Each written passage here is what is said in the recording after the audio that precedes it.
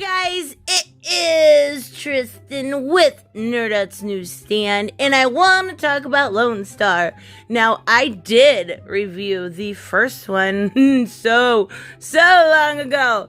I think I shilled more than reviewed in that one, and there are a couple things I'm going to complain about.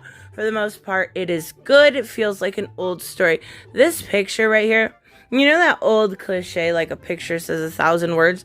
This picture alone, is kind of heartbreaking. Just, the faces, the way they look. I don't know. Now, I really enjoy this picture. But there are plenty of other covers, and of course, there is an Indiegogo, and I will put that in the link in the description and in the pinned comment.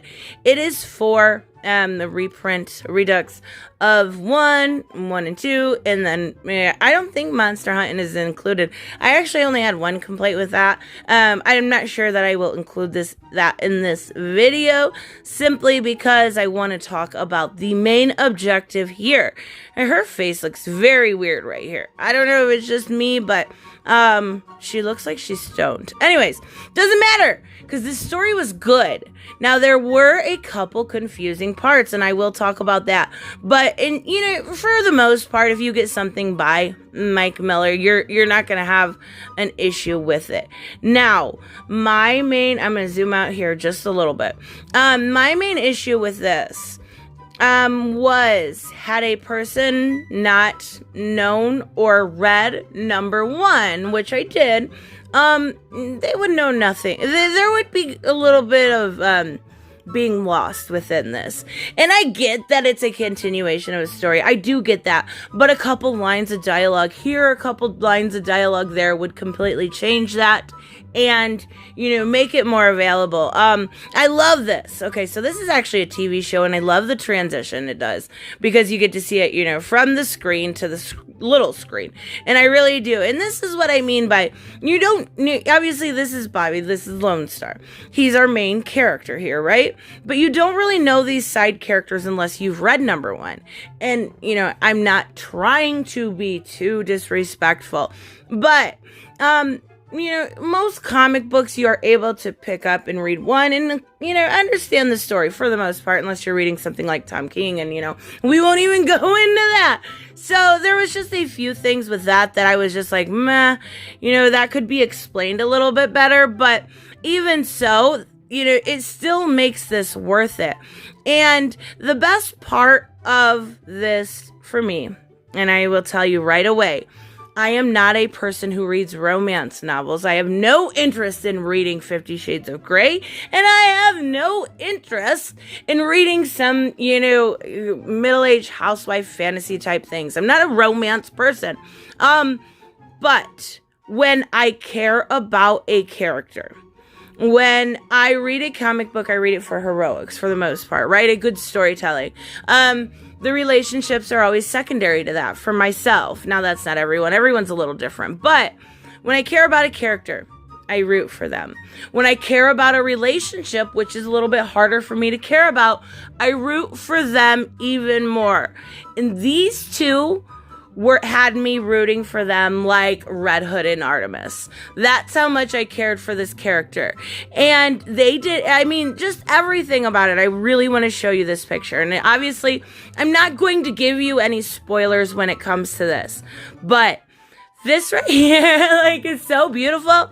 For one, obviously, but then the classic, the nostalgia around it. Oh my God, it just makes this so cute. You know what it reminds me of? Do you ever see those old war pictures? Well, she doesn't. Yeah, I guess she does have her leg up. You ever see those old war pictures where somebody's coming from Vietnam and they're getting their first kiss? That is what it reminds me of. And I don't know if it's just the romantic side in me, which is very small, but I absolutely adored them as a couple. Now, I'll tell you right now, it has a lot to do with now let's go through this just a little bit. I'm only going to go part way in, because I don't want to give anything away, because I really do think you should read this. Now, we saw these characters before. He's showing us the heroics. And you know what you got to really appreciate in this is is the art. I fell in love with Mike Miller's art long ago. He's definitely top 5 for me. Like, I'd put him up there with Tony Daniels and Alex Ross, Mikhail Janin, Mitch Gerards, people like that. And the reason why I say that is because long ago, when I got back into comics, I really started to get into Injustice. And that was when I was like, oh my God, who is this guy? I need to buy everything he puts out. Oh, that's ridiculous, Tristan. I am a 32-year-old fangirl. Anyways, even the art on the gun is beautiful. So, this is where I really fell in love with these characters. This is what makes these characters more than one-dimensional. Sometimes for new characters, you have, okay, they're this person, this is their background, this is their origin, this is that. It's just like, okay, they're there and you like them. But when you get the backstory of Bobby here, you learn so much in the twist, and I'm not going to tell you, and I'm not going any further, is fantastic. Like, there's so many twists in this that I actually had, this was one of those I can't put down. I've been rereading Grifter, Wildcats, fantastic. I love Grifter. He's one of my favorite characters because he's heroics. Like, his number one is him saving children, him unwilling to kill the children even though they were mind wiped and stuff. It's the heroics within a man that really attracts me to a story. And this character had it. Really did have it. There wasn't a whole, I feel like I should be saying more bad about it. There was some confusing parts, and I want to talk about that real quick. And I'm without giving away any spoilers. But had you not read number one, you wouldn't know stuff about the daughter and stuff like that. So I think those, either if it's a foreword, if it's an extra line of dialogue, those things should have been made a little bit more clear. Now, does it take away from the comic? Not really. Because more than likely, if you're buying a crowdfunding comic, you're going to know that. But even so, this was absolutely worth the read. I really, really enjoyed this. I really enjoyed getting back to a story that was about heroics. Like, look at this picture alone. It's beautiful, the way it's done. I really enjoyed getting... of course, my phone loves to mess with me. I really enjoyed getting back to a story that was about heroics. Back to a story that had nothing behind it except for, a cute little relationship and a few twists and turns along the way. But it was just one of those stories that you could read, root for the characters. You could, in a way, you could empathize with the enemies. And, it's an emotional roller coaster. I don't want to give anything away. I do. I really do, but I won't. And that's the thing. I don't normally want to tell people, but then I'm like, dang it, I really wish I could. Anyways, so fantastic. Absolutely so well done. I read Monster High. Actually, Zach has a character that really reminds me of Grifter. I forget his name. It's in the, I'm not going to really go over Monster Hunt too much, but the fact that, Mike,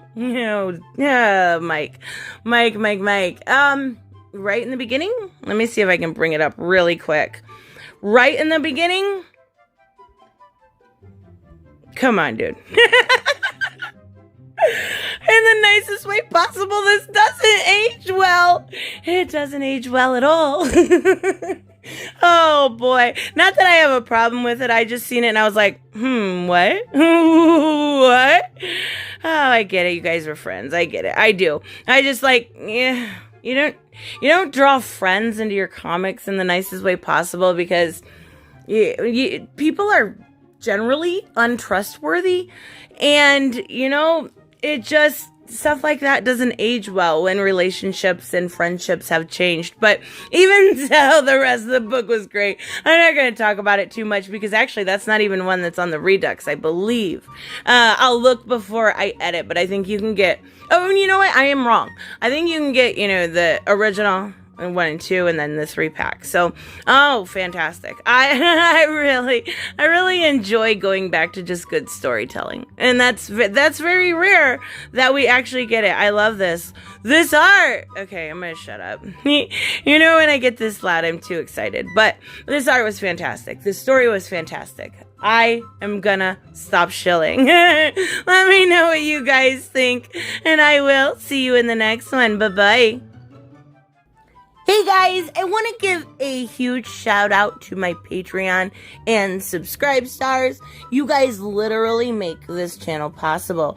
Huge thank you to Cage the Mick, Robert Mick Twiz, Black Knight Fool, Brucey, Chris Z, David L, David Rafford, Jeffrey Allen Carnes, Mighty Balls, Mike Buckner, Maizen Barbosa, Ruskar, Ryan Decker, and Doc Holliday. You guys are absolutely amazing, and thank you so much for all your support. Don't forget on the way out to like as always if you enjoy the content and hit subscribe.